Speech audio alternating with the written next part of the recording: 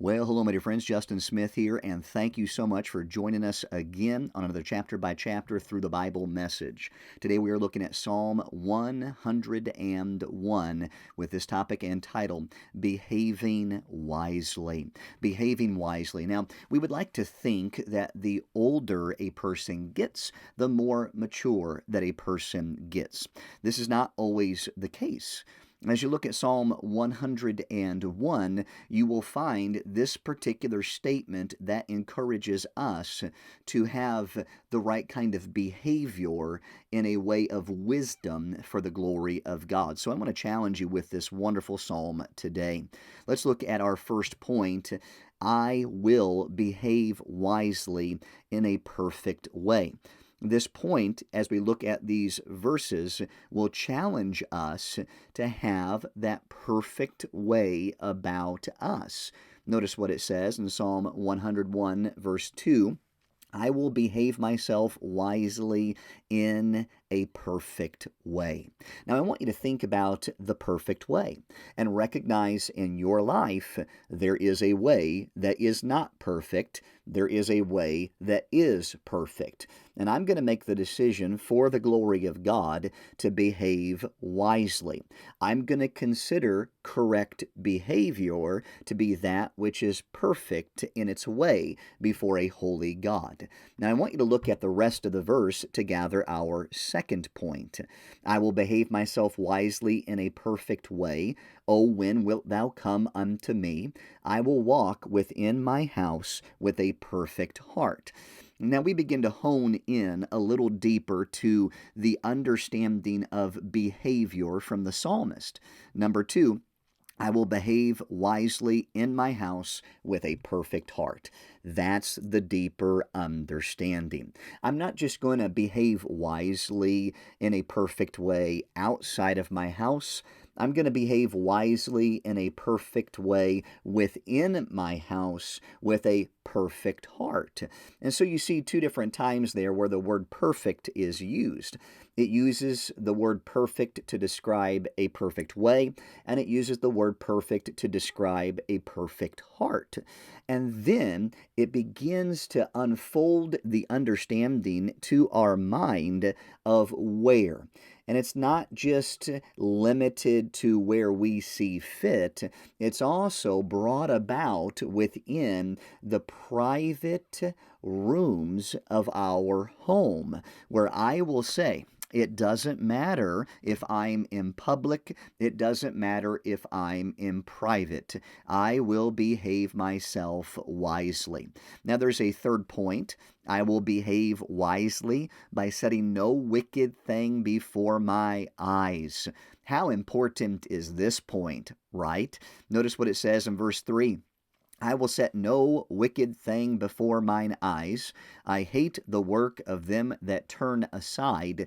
It shall not cleave unto me. Think about this verse. Think about how real it is throughout generations. The opportunity to set something wicked before your eyes. Now, obviously, this psalm is written before there was such a thing as television or devices that we hold in our hands, the opportunity to even have screen time. And yet the psalmist is saying, I'm going to purpose to do something. I will set no wicked thing before mine eyes. Imagine with me how it's only increased in 2023, 2024, as this recording is in 2023, but it will not be published until 2024.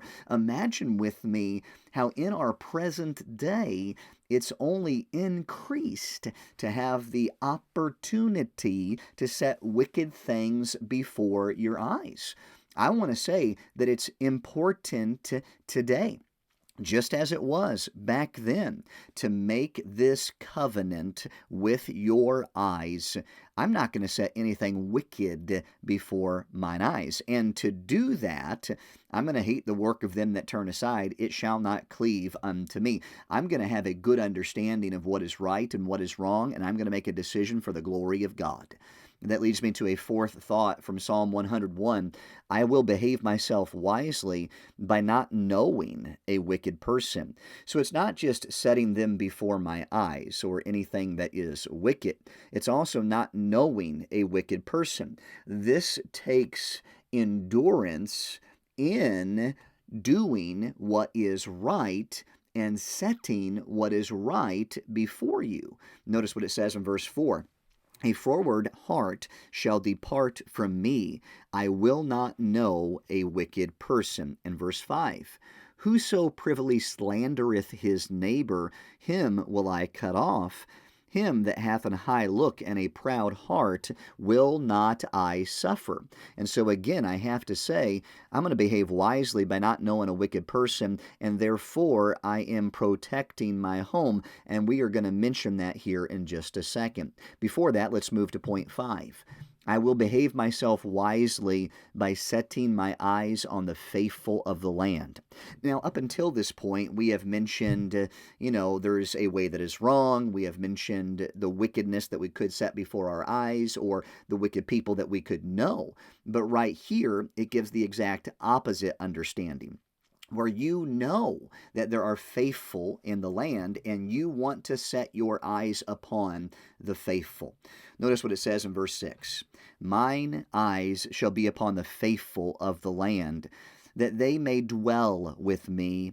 He that walketh in a perfect way, he shall serve me. Now think about this from the understanding of the very first part of the psalm. In the very first part of the psalm, there's a statement that I'm going to walk in a perfect way. But then now you are setting your eyes, the psalmist is setting his eyes upon those who walk in a perfect way, those who are faithful. And that's the desire of the psalmist. I want to look toward them. So I ask you, who are your role models? Those who are in the reality of life, living for the glory of God, should be the role models that you have, should be who you set your eyes on. These are those that are close to you as well as they are those who are serving you. So it does matter who you have around you. It does matter who you are looking at. Number 6, I will behave myself wisely by protecting my house. Now, anybody who has been blessed with the opportunity to have a home, to guard a home, to guide a home, is somebody that needs to have wisdom in their behavior.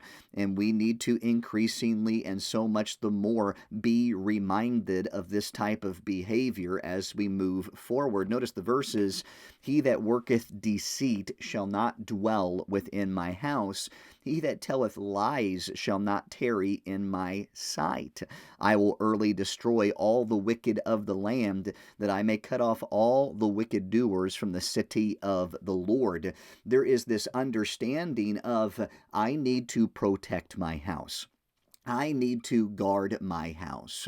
That's why if there are deceitful workers, I'm going to remove them. If there are those that lie, tell lies, I don't want them to be influencing my life. I don't want them to be influencing my children's life, so I don't want them around. And friends, this has the idea of the virtual world as well as the physical world, where we recognize I got to guard my home.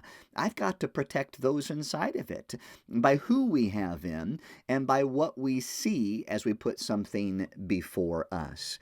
Psalm 101 deals with behaving wisely, and I hope that you are behaving wisely before God today, and ultimately, He is your authority, and He is the one that you are looking toward. You're not accountable to me in this way. So I want you to understand that the God of heaven is understanding, He is looking, He is observing, and He is seeing if someone is behaving wisely or not.